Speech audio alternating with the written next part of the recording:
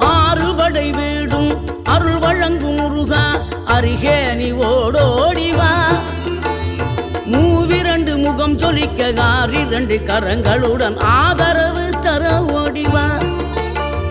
ஆறுபடை வீடும் அருள் வழங்கும் முருகா அருகே நீ ஓடோடிவா. மூவிரண்டு முகம் சொலிக்க ஆறிரண்டு கரங்களுடன் ஆதரவு தர ஓடிவா.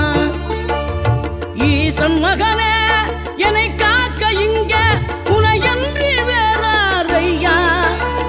நெஞ்சார நான் நினைக்க பஞ்சாமிர்தம் கொடுக்கும் ஒரு தெய்வம் நீதானையா. ஒரு தெய்வம் நீதான்.